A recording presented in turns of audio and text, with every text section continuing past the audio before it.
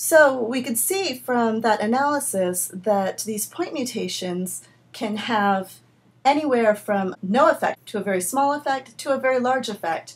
And this can be either because it completely changes a protein that's critical to some pathway. It can be a major change in a regulatory protein that is responsible for turning on and off other genes. And so this is an image from your textbook that I want you to just think about a little bit. So these are examples of the results of particular point mutations. So everything from albinism in this first image, some forms of polydactyly are the result of a single point mutation, so having 6 fingers instead of 5. Cases of polydactyly combined with webbing of the fingers. Piebaldism is a disruption of the melanin expressing genes in sort of a patchy pattern on the skin. This next one is a very, very painful and debilitating condition called fibrodysplasia ossificans progressiva, in which some of the connective tissues in muscles and tendons and ligaments actually become ossified and turn to bone. So you can imagine that this would be an extremely debilitating condition, as well as some forms of progeria, which is an extreme acceleration of the aging process in children. All of these are the result of single point mutations that have just changed one nucleotide for another one. So these seemingly trivial changes can have very, very profound effects depending on what protein it is that they're changing and how they're changing it. So another kind of mutation is called an insertion and deletion. These are very closely related to each other, so I'm going to talk about them kind of together simultaneously.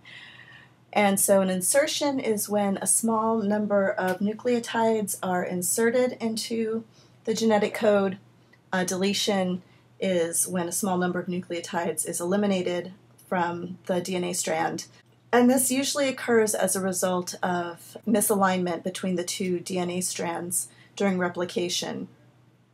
So very common in DNA sequences that have a lot of repetition in the nucleotide sequence. Things can get misaligned as the two DNA strands come apart. So again, this disrupts the pattern of codons. You can have an additional amino acid inserted, you can have an amino acid removed. That's going to change the structure of the protein.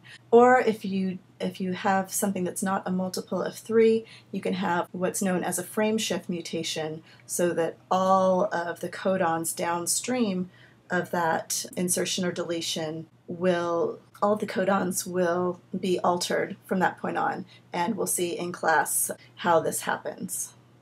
So these first 3 kinds of mutation that we've talked about result in new alleles.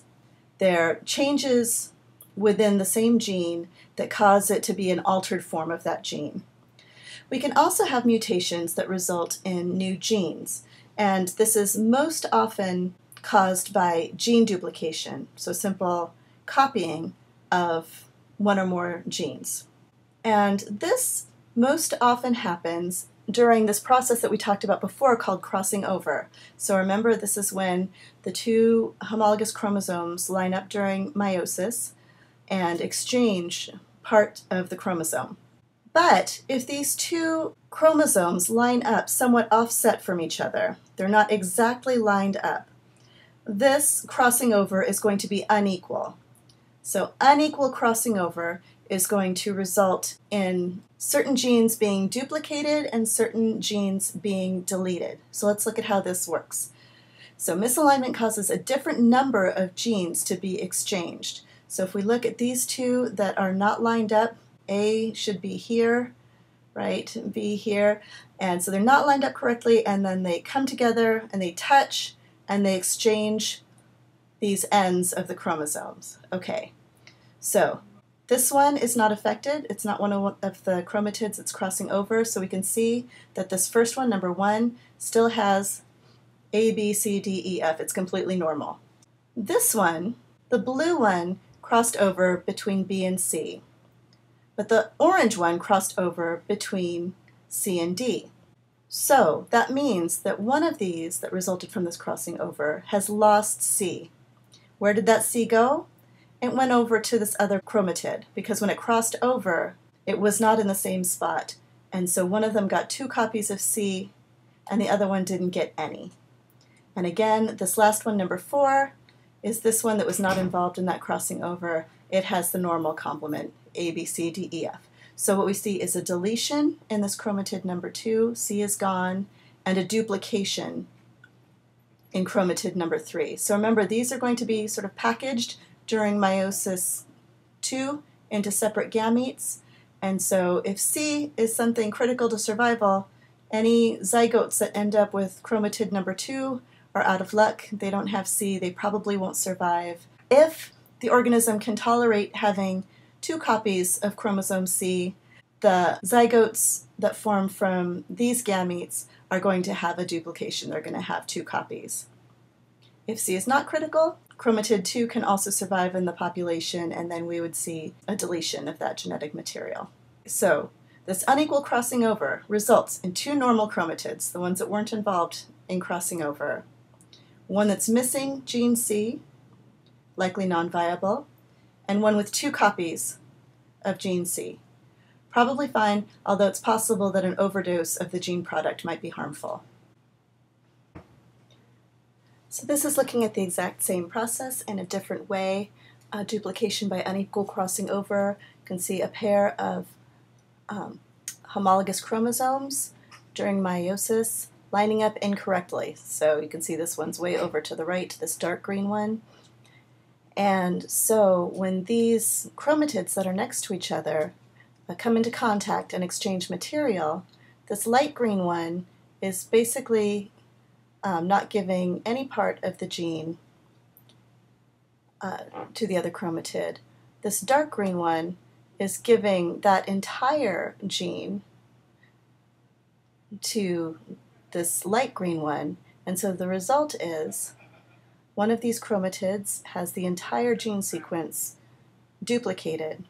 This other chromatid has a deletion of that same gene. And so if we look, these pink boxes represent a promoter region and a terminal region, and also these introns, intervening sequences. And when this duplication happens by unequal crossing over, this new gene still has its own promoter region, its own terminal region, it's got all of the introns intact. And so we know that these introns,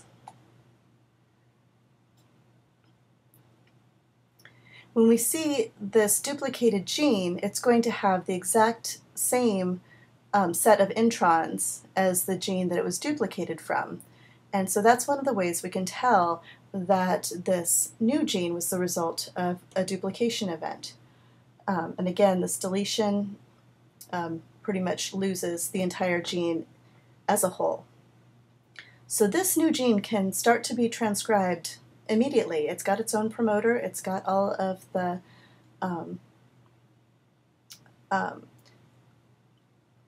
DNA sequences there that it needs to be transcribed. There's another mechanism by which genes can be duplicated called retroposition. What happens in retroposition is that the gene is transcribed, converted to an mRNA copy. That mRNA is then processed. The introns are spliced out, and the exons are spliced together. Then an accident happens, and this mRNA is converted back into a DNA copy by reverse transcription. Then that DNA copy can be inserted back into the genome somewhere, anywhere, and become part of the genome. So duplicate genes that are created by each of these mechanisms can be identified by their structure. So by duplication, you still have the identical set of introns as the duplicated gene, and this new gene is going to have its own promoter region that allows it to be transcribed immediately. This new gene that arose by retroposition, first of all, has no introns. They've been spliced out, so introns can't be used to show its homology with the gene it was duplicated from. It's not likely to be right next to the gene that it was copied from because it can be sort of spliced into the genome anywhere. And at the time it gets spliced back in, it's not necessarily going to have its own promoter region. It's possible for it to be spliced in somewhere in a region that has a promoter region for another gene, but either that has to happen or it needs to evolve a new promoter region for it ever to be transcribed. So these are different, very different mechanisms for having gene duplication that you can actually distinguish based on the structure of the genes themselves.